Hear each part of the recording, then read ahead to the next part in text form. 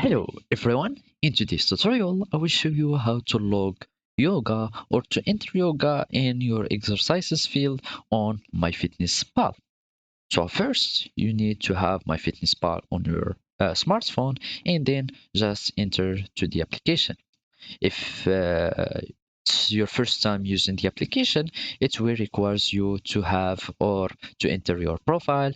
And if you don't have, just create a new one, or you can just log in with Facebook. So now we need to log the yoga activity. So all we need to go or all we need to search is for the activities section.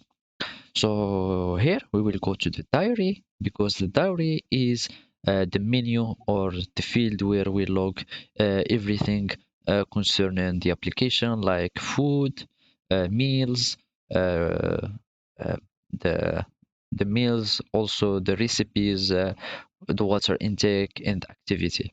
So all we need to do now is search for exercises or activity. Here down we will find something called exercises. So now I'm going to add exercise and search for cardio. And now we want to look for yoga and click on search because I want in on the exercises. As you can see here I have the yoga, or you can just go to all the exercises and go down until you find the yoga works or the yoga exercises, and those are all the type of yogas.